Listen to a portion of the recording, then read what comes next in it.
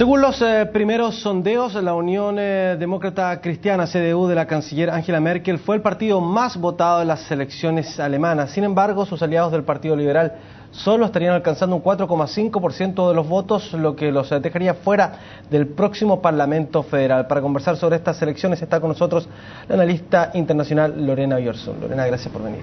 Hola, muy buenas tardes. ¿Qué significa esto, Lorena? ¿En qué podría cambiar las cosas? Se habla, hay que esperar el resultado final, pero en el eventual caso que Angela Merkel lograra la mayoría absoluta, ¿en qué cambiarían las cosas? A ver, yo creo que tal vez lo primero que hay que señalar es que Angela Merkel ha tenido una excelente votación. Pensemos que este ya sería su tercer periodo y no ha habido un desgaste, que uno podría decir este desgaste, no sé, del primer gobierno, del segundo gobierno.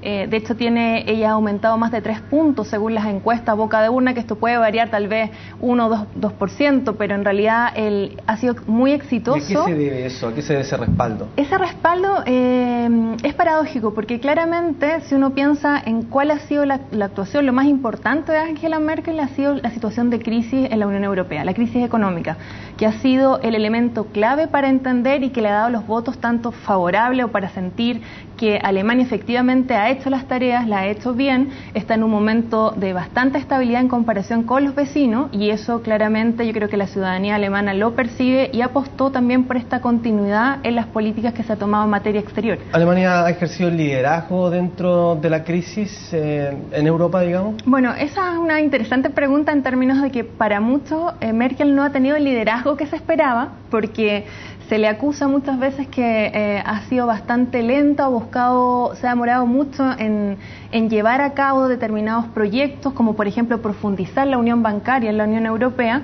que son proyectos que en definitiva son una apuesta arriesgada en términos de señalar o ver que efectivamente estamos en una crisis económica, pero apostaría por profundizar la Unión Europea. Pero eso mismo le ha dado o ha significado que los electores la vean como alguien que busca consenso.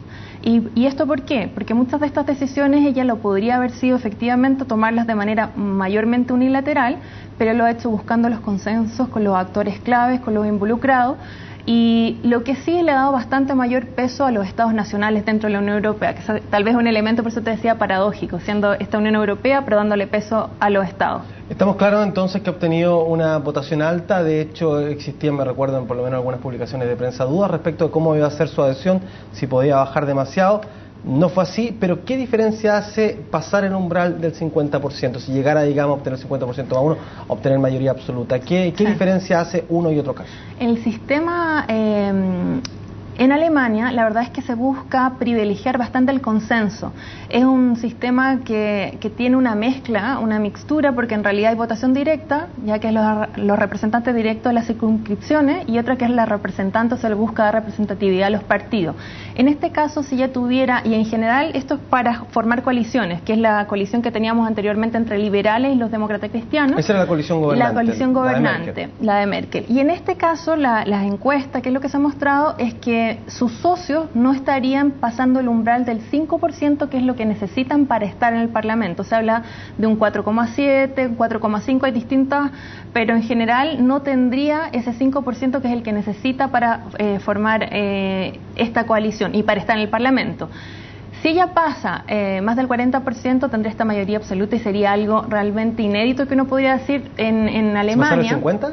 Porque efectivamente tendría esta mayoría en que podría gobernar sin formar coalición. Todos los gobiernos anteriores, recordemos que ella, de hecho, cuando ingresa, cuando es electa por canciller por primera vez en el año 2005, ella forma una coalición con los socialdemócratas, ¿ya? Entonces ella ya ha estado en coaliciones anteriores con los socialdemócratas, posteriormente con los liberales, y ahora es lo que estamos viendo qué es lo que va a pasar si efectivamente se habla, si es que los liberales, como muestra la tendencia, estarían fuera, podría verse una coalición con los socialdemócratas, con su oponente, ya con el oponente más fuerte que tenía. Incluso también se ha hablado con los verdes, que esas son cosas que ella no quiso, de hecho ella apenas supo los resultados, no quiso referirse, sino que señaló que iban a esperar, que estaba muy contenta de estos resultados porque efectivamente le fue muy bien, mejor de lo esperado, pero que mañana se iba a ver ya con más claridad ¿Por qué no nos explicaba un poco, a grosso modo, porque, digamos, parece tan distinto este sistema al sistema nuestro? Claramente un sistema parlamentario, ¿no? Y también el hecho de que el canciller, digamos, sea como, no sé, la persona que tal vez tiene mayor preponderancia, por lo menos a nivel internacional, en lo que nos llega a nosotros acá de Chile, lo que sucede en Alemania. ¿Qué rol juega el canciller? ¿Qué rol juega el Parlamento, el presidente de la República?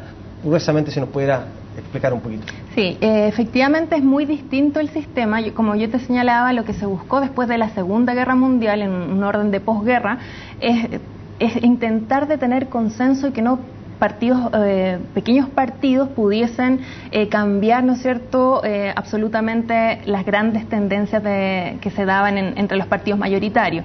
Y en este sentido lo que podemos decir es que es un sistema mixto donde hay representación directa, pero también hay representación o dar fuerte influencia a los partidos políticos.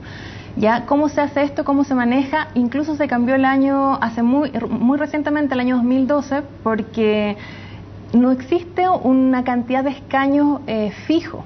¿Ya? Tú tienes un mínimo que son 508 cupos, que son representación de los distritos de Alemania, pero dependiendo del porcentaje que ganen los partidos políticos, si tú vas a necesitar, o para que no estén sobre representados o con menos representación, se va a ir acomodando este porcentaje. Entonces la verdad es que es muy distinto a lo que nosotros conocemos, pero lo que sí es clave también entender es que la canciller acá es la que maneja fuertemente, la que tiene el liderazgo esencial dentro del país, y en este caso, sobre todo si pensamos en el contexto de Alemania, que está inserta en un proceso de integración como es la Unión Europea, el efecto o el interés que ha generado las elecciones en este contexto, yo creo que están fuertemente vinculados con el peso o el cambio que podría suceder si es que cambiaba efectivamente de Angela Merkel a un socialdemócrata o a otra coalición, y cuál podría ser el rumbo que se tomara en las decisiones para enfrentar la crisis europea. Algo que llama la atención desde acá es la rapidez con que se han ido dando los eventos. A los 15 minutos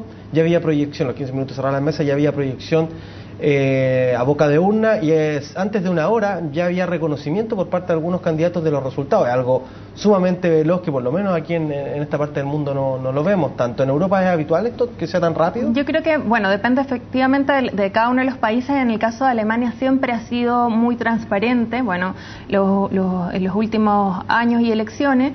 Lo que sí cambió, y que esto era un acuerdo que era tácito, que realmente no estaba explicitado o firmado, es que generalmente ahora tuvimos encuestas incluso 2 días antes, ¿ya? Y eso en general no era algo que se utilizaba, pero que son encuestas que en realidad han sido muy cercanas a los resultados que hemos visto hasta ahora, que se han entregado no de manera oficial y cerrada, pero sí que han reflejado esta tendencia que se consolida en realidad. Bueno, muchas gracias, Lorena. Vamos a quedar obviamente a la espera de los resultados oficiales, pero ya hay una tendencia clara. Bueno,